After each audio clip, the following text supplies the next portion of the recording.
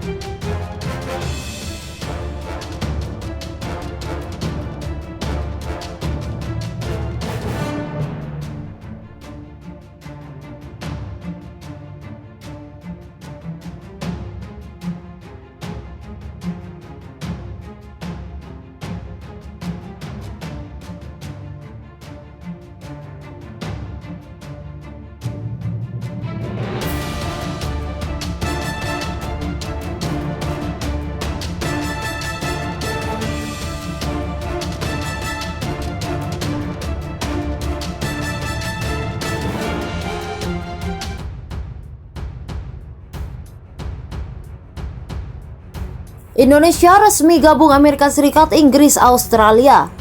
Australia akan segera meningkatkan kekuatan perangnya dengan kapal selam bertenaga nuklir melalui Trilateral Security Partnership bertajuk AUKUS pada pertengahan September 2021. Respon cepat dari pembentukan AUKUS datang dari Prancis dan Selandia Baru. Prancis dengan nada yang keras merespon pembentukan AUKUS dengan menarik pulang duta besarnya di Washington DC dan Canberra. Prancis merasa sangat kecewa dengan keputusan Australia yang membatalkan proses pembelian kapal selam dari Prancis.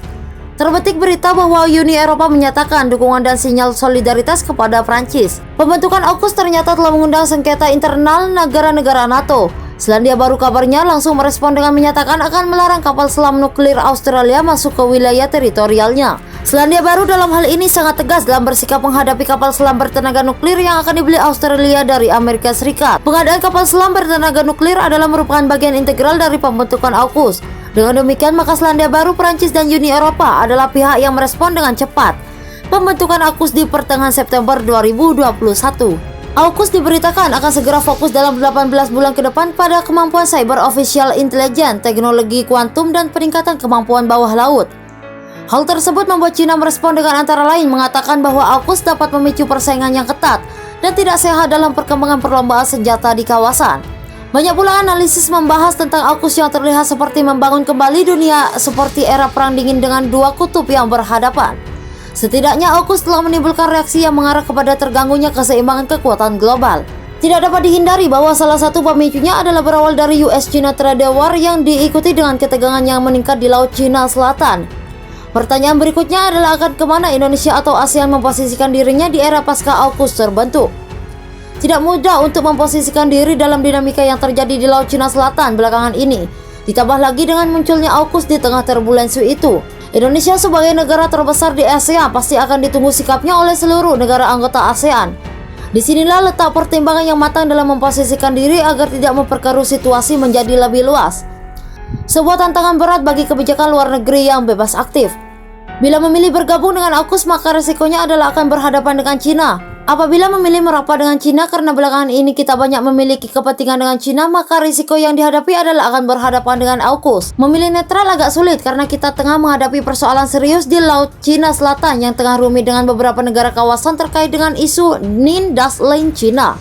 Bergabung dengan Prancis atau Uni Eropa sangat tidak mungkin karena pada sisi mereka persoalan adalah masalah internal NATO.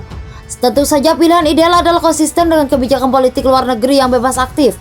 Namun dalam hal ini Indonesia setidaknya harus bersikap tegas terlebih dulu dalam hal masalah Laut Cina Selatan terkait dengan klaim Nindas-Lain China. Dalam konteks ini Indonesia memiliki peluang besar berkomunikasi dengan China untuk setidaknya berbicara dalam upaya menurunkan temperatur di Laut Cina Selatan.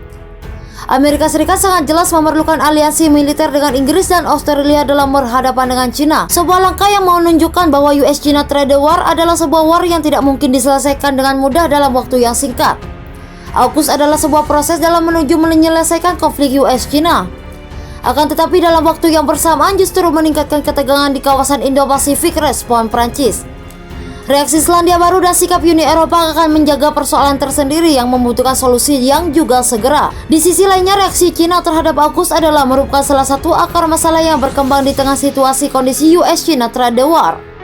Harapannya tentu saja perdamaian dunia dapat tetap terpelihara di tengah proses meningkatnya ketegangan dari negara-negara superpower. Malaysia ngamuk ke Cina sampai panggil dubes. Ada apa? Pemerintah Malaysia memanggil Duta Besar Cina untuk Kuala Lumpur, Senin 4 Oktober 2021. Langkah ini dilakukan Kuala Lumpur untuk menyatakan protesnya terhadap masuknya kapal-kapal Beijing ke perairannya di Laut Cina Selatan atau LCS. Kementerian Luar Negeri Malaysia dalam sebuah pernyataan menyebut bahwa kapal Cina itu seringkali memasuki zona ekonomi eksklusif Malaysia, tepatnya di lepas pantai negara bagian timur Sabah dan Sarawak. Posisi dan tindakan Malaysia yang konsisten didasarkan pada hukum internasional dalam membela kedaulatan dan hak berdaulat kami di perairan kami, ujar Kementerian Malaysia itu dikutip Reuters Selasa 5 Oktober 2021. Dalam menentukan posisi dan tindakan Malaysia terkait dengan masalah Laut Cina Selatan yang kompleks dan melibatkan hubungan antar negara, kepentingan nasional Malaysia akan tetap menjadi yang terpenting, tambahnya. Sementara itu, Perdana Menteri Ismail Sabri Yaakob mengatakan bahwa negeri jiran tidak akan berkompromi dengan siapapun yang berusaha mengganggu kedaulatan negaranya. Ia juga menambahkan bahwa Malaysia telah memperkuat keamanannya dari potensi ancaman yang timbul di wilayah LCS. Tentunya pemerintah sudah lama memperhatikan keamanan dan pertahanannya. Bahkan anggaran kita tahun lalu meningkat dibandingkan tahun-tahun sebelumnya karena kedaulatan negara tidak bisa dikompromikan, katanya. LCS merupakan jalur penting untuk sebagian besar pengiriman komersial dunia, dengan beberapa negara terletak di bibir lautan itu seperti Brunei, Kamboja, China, Indonesia, Malaysia, Filipina, Singapura, Taiwan, Thailand, dan Vietnam. Lautan itu diyakini sebagai lautan yang kaya hasil alam, terutama migas dan ikan. China bersikukuh mengklaim sekitar 90% dari lautan itu dalam apa yang disebut sebagai 9 garis putus-putus, di mana mencakup areal seluas sekitar 3,5 juta kilometer persegi atau 1,4 juta mil persegi.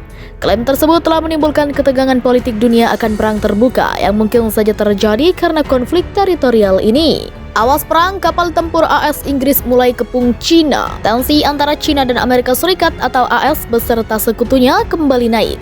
Hal ini terjadi setelah Cina memutuskan untuk memberlakukan hukum maritim terbarunya di Laut Cina Selatan. Sejak 1 September, Cina memberlakukan aturan identifikasi maritim, di mana Beijing meminta setiap kapal khusus melaporkan posisinya ketika memasuki perairan yang negeri itu klaim. Langkah ini memicu reaksi keras dari Washington. Sebuah kapal penghancur milik Angkatan Laut ke-7 AS, USS Benfold, berlayar di sekitar Mischief Reef, Kepulauan Spratly, Rabu 8 September 2021.